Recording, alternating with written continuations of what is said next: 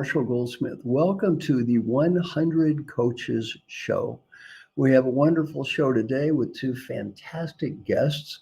And today we're going to talk about emerging as a leader and truth to power. And we have two really brilliant young people who are going to be talking with us today on these topics. Let me introduce myself. I'm Marshall. I'm from a small town called Valley Station, Kentucky. I went to school in Indiana. I got a PhD at UCLA. I was a college professor and dean when I was very, very young. And then I guess for the last 43 years, I travel around the world giving talks and teaching classes. I've been to 102 countries. I write and edit books and articles. I've written or edited 42 books and 6 bestsellers. And then I've been most famous for coaching executives. I've been the coach of the CEO of Ford, Pfizer, Glaxo, Walmart, the World Bank, the Mayo Clinic, on and on and on. And what I learned about coaching is where I love coaching is where I learn so much. I learn so much from my clients. And we've got a wonderful program called 100 Coaches. And what we're doing is it's all a give back program, pay it forward.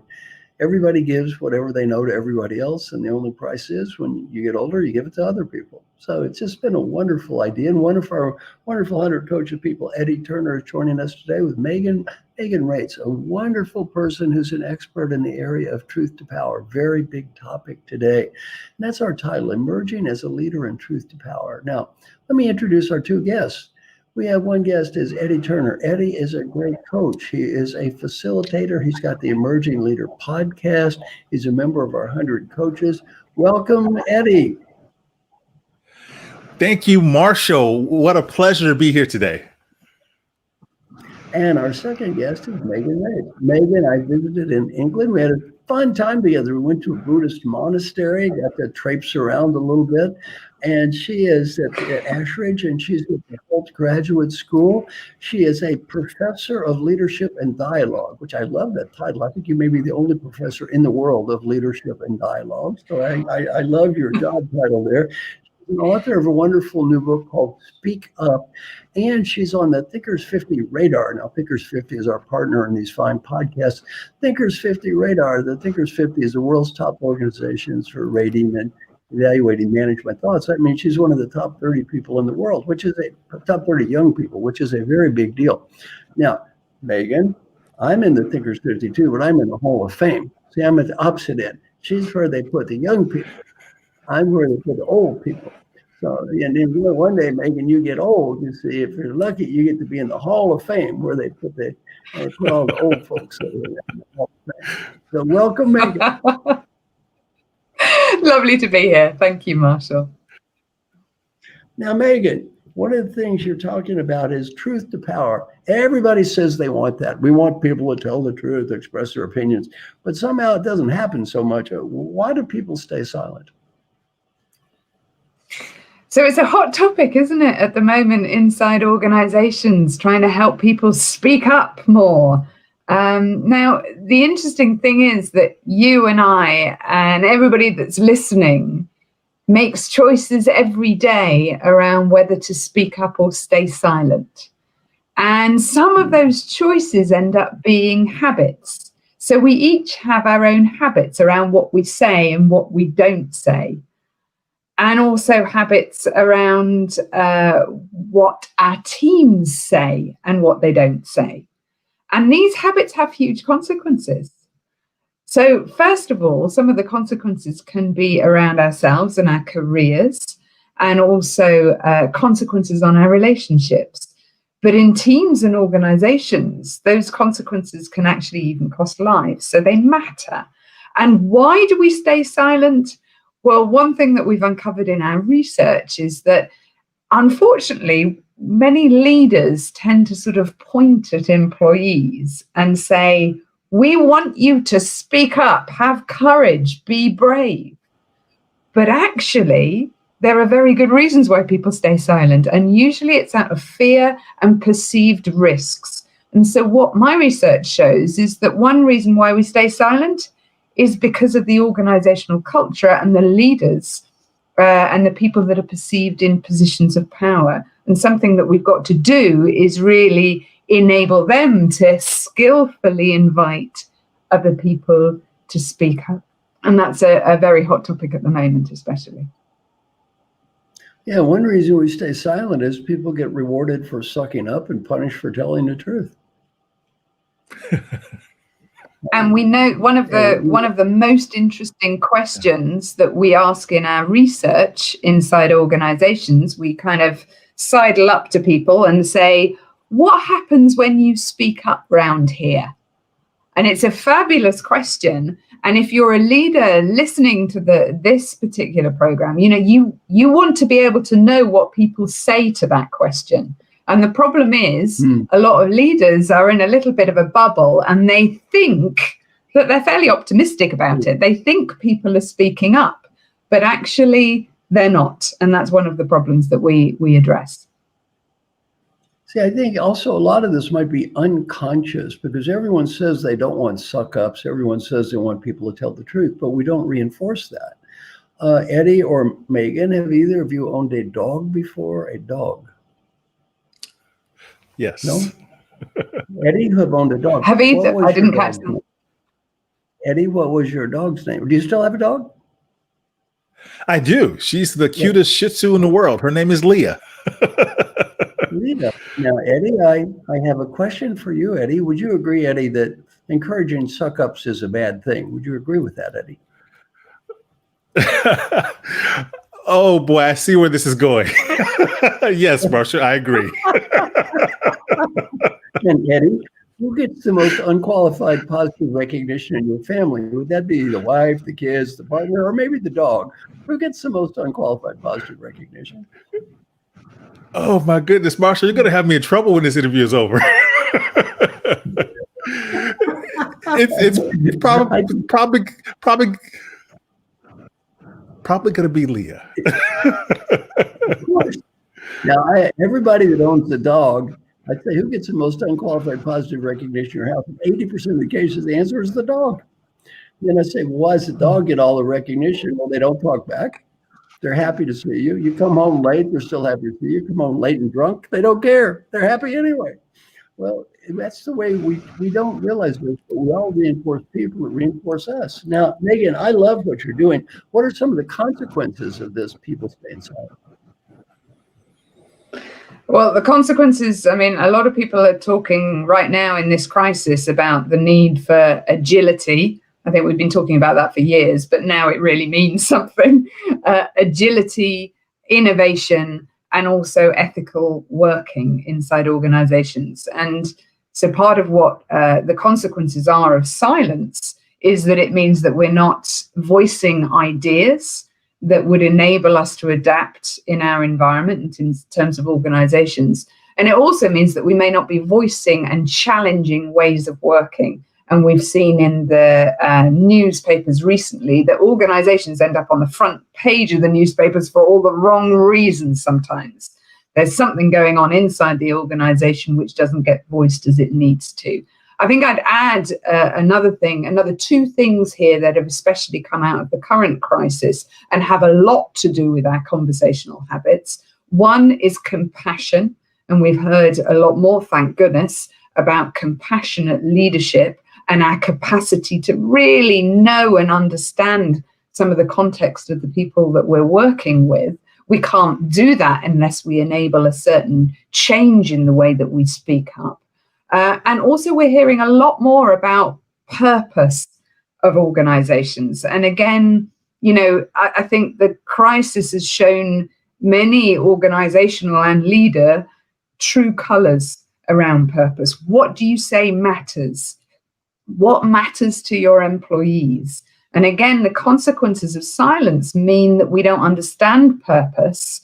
It doesn't mean anything. It's not coming across as authentic. So those two are also big in the news right now because of the crisis. So consequences are that we're hearing some voices and not others. And frankly, if we want to create any form of difference in our future, all this talk about reimagining the future, we're not going to change anything in ourselves or our culture unless we change conversational habits, unless different people get to say different things and are heard in different ways. And that's also very much on the news right now in terms of Black Lives Matter as well. So how do we really hear and engage with voices that actually in the past have been silenced. This has big consequences on individuals and organizations. Very good. Very good. Now, Eddie, you've been spending time dealing on the topic of emerging leaders. Give us some insights on that. What do you mean by emerging leaders, and what suggestions do you have for them? Well, Marshall, if you ask the average person in human resources or in an organization, what's an emerging leader? They're going to say a high potential employee, that employee who has been identified as someone we should fast track in the organization. They're going to be a senior leader at some other point. Other times people talk about an emerging leader and they're talking about someone who is newly promoted or early in their career. What I've been challenging leaders to think about when it comes to emerging leader is to think of it in the context of how Merriam-Webster defines it in the dictionary. And that is that to emerge means to become known as or to come into view. And by that definition, we can expand our lens of what it means to be an emerging leader. So I'm not looking at just early people in their career or that high potential person. By that definition, I'm asking leaders to look at those who are senior leaders, who are executive leaders, who say, no, I'm not emerging, I'm not new, but we need to become known as a leader in a new way. We need to come into view in a new way. Megan nicely highlighted how her work ties into our current crises. And I would say something very similar.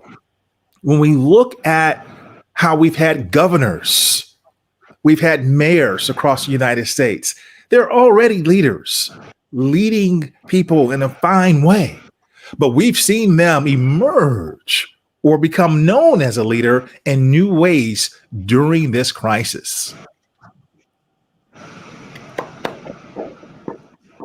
Very good. Megan, lots of applause for everybody. Hey.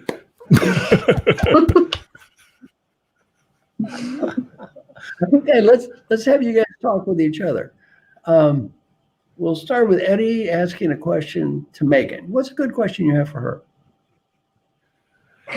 Well, I will start off even before a question with a statement. When I saw that she has the title Professor of Leadership and Dialogue, I was impressed, Megan, because not only are you an expert on leadership, but you know how to talk about it. So what a cool title. I love that.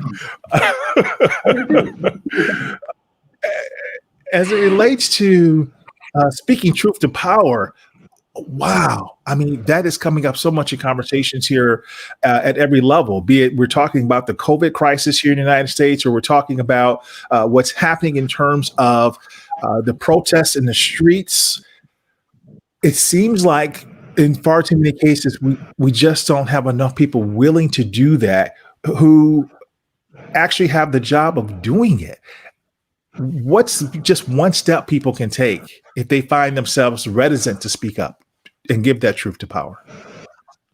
Yeah, that's a good idea. What's a good way to do it?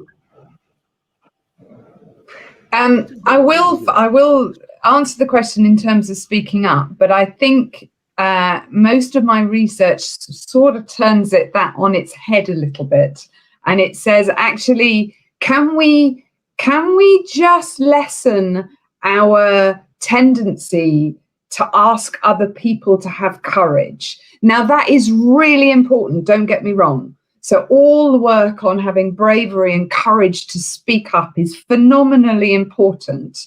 It's just that most of the organizations I work with spend all of their time and resources on trying to make people brave and speak up and teach them how to do that, when actually what they need to do is spend far more time focused on how do we listen and create the kind of environment where it wouldn't need so much bravery in the first place to speak up. So in terms of your speaking up, I think, part of my research does show three kind of traps that people often fall into. One is that, there's many more traps, by the way, that the three I'll briefly mention. One is the imposter voice that we have in our mind, that you'll both be familiar with, working as coaches as you do and as I do. sometimes we have a little voice of inner critic in our head that stops us speaking up about things and kind of prepares us for the worst. And we need to engage with that voice. And I must say that out of the hundreds of interviews that I've conducted, I have conducted a few with leaders that could do with a little bit more imposter voice. They could do with a little bit more doubt about their opinions. But most people need to be helped to understand that little voice and actually engage with it and try and practice and extend their comfort zone there. Another trap is that we abdicate. We kind of want to speak up, but we think, okay, somebody else will do it for me. And that's an assumption. Again, we need to spot it in our mind. A lot of my research is on mindfulness. So when that assumption crops up in your head and says, not my job, somebody else will do it, we need to really pause and say, now, hang on a second. Is this something where I actually need to take responsibility and step up here? And the final trap that I'll say that crops up a lot is when we do speak up, we speak up in a way that suits ourselves rather than the other person. So particularly with things where we need a lot of courage and we've got a lot of adrenaline going on, we're busy kind of going, okay, I'll say it. And actually what we need to do is spend more time thinking about how will that person hear me best? What's on their agenda? What matters to them? When and where should I speak up so I can be heard?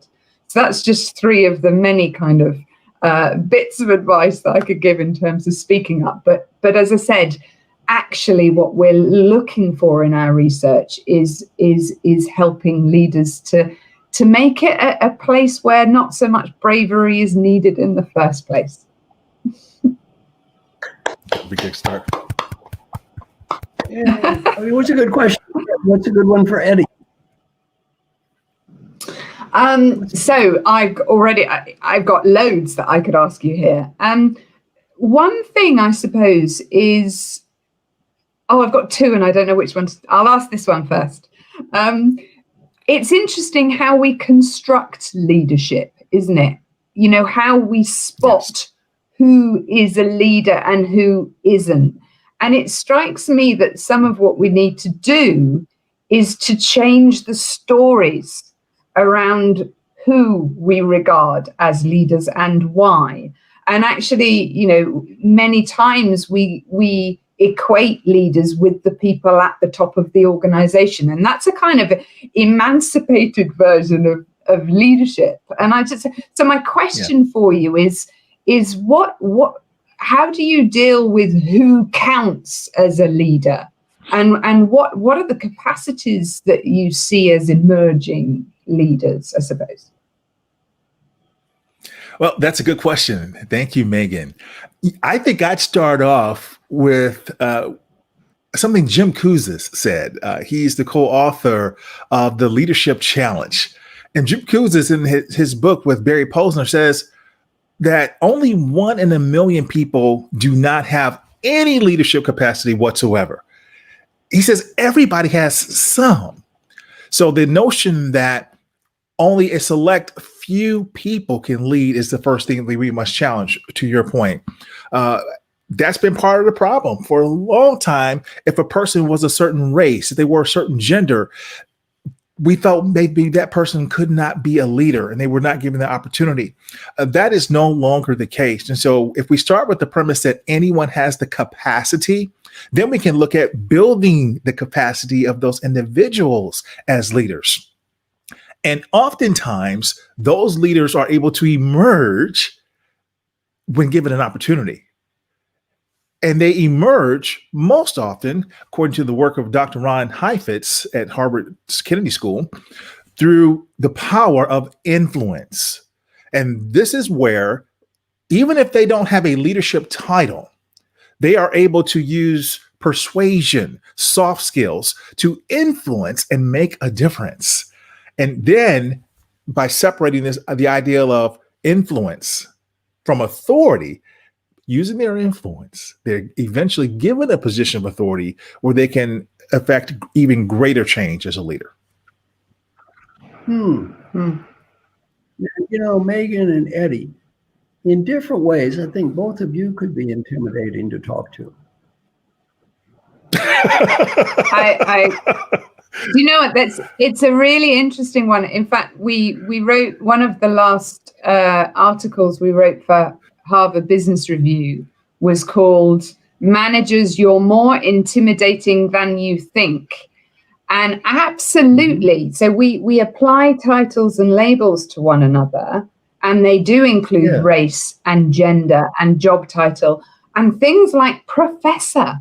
Now, professor, the interesting thing about titles and labels is it depends on your context, what status and authority they convey and the stories around them. And I work in some places where professor means, frankly, absolutely nothing whatsoever.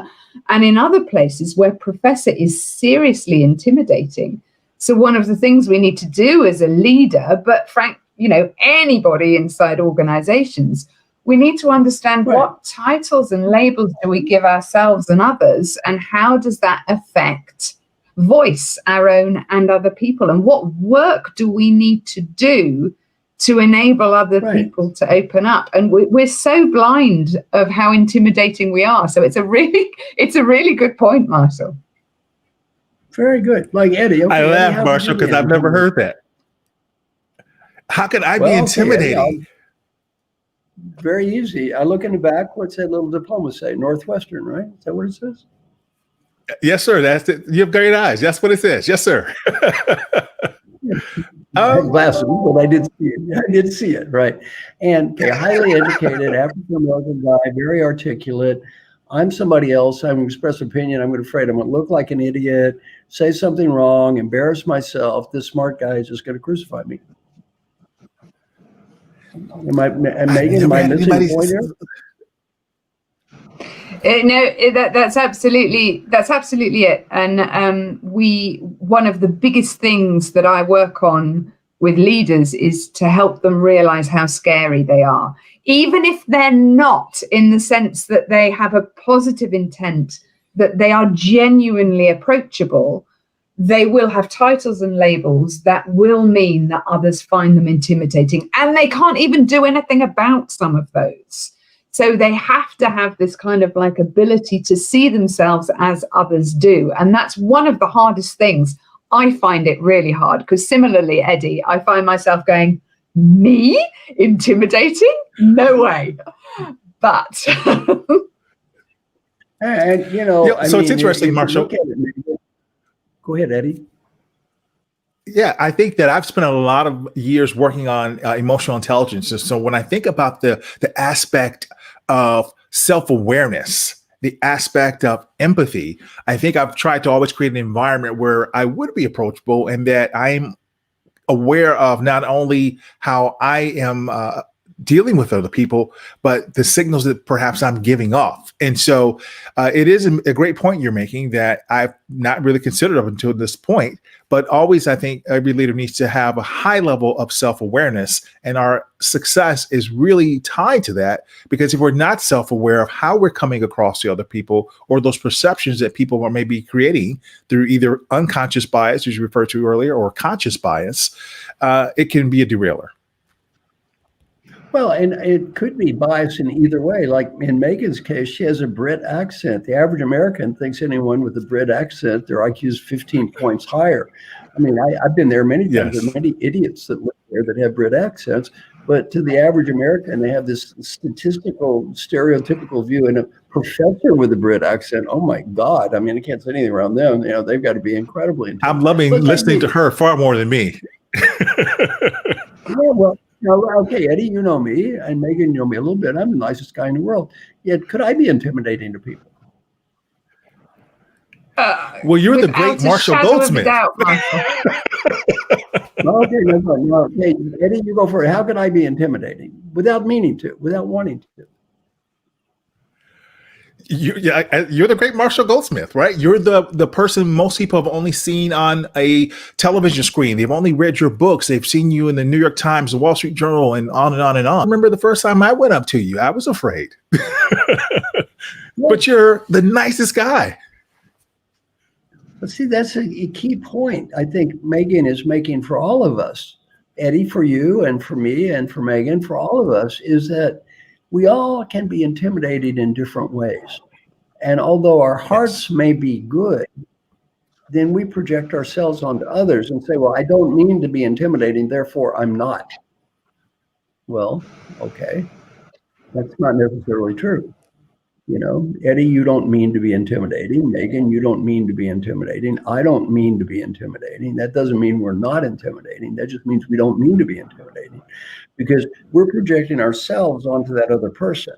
And the other person may have fears that we're unaware of, that fears we consider to be irrational or wrong, but it doesn't matter. They're still their fears. So this is a great conversation. Let's wrap up with, give me just one quick suggestion for younger leaders. I know you're talking about emerging leaders, Eddie, at all levels, but just keeping on the theme of this talk, how can younger leaders do a great job of expressing their opinion, yet doing it in a way that makes a difference? Peter Drucker said, we're here on earth not to prove we're right, we're here to make a positive difference. So Eddie, what's a way that younger leaders can express that opinion, yet do it in a way that's designed to really help them make a positive difference? Then Megan, I'll ask you the same question. Start with Eddie. How we express ourselves is an indicator of who we really are and what we think. And so it's absolutely important that, especially today, leaders of all ages, especially emerging leaders, are called upon to be clear, to be forthright, to be intentional in their delivery. And that also necessitates at times taking into consideration social norms about what that means and what we're expressing. But at times they're also being called upon now to challenge those social norms. So I think each person has to find their voice and exercise it in the way that they see fit. And as I say on the podcast, keep leading. Keep leading. Megan, what's your advice for younger leaders who want to do a good job of expressing themselves, yet want to do it in a way that's going to make a difference, not just prove they're right? I think the two things that come as absolutely, foundations. One, and I would say this because a lot of my research is in this area. One is mindfulness. So our capacity essentially to be self-aware in the present moment, understanding our biases, our assumptions, our responses, our body language. That is really, really valuable in order to speak up and speak up well.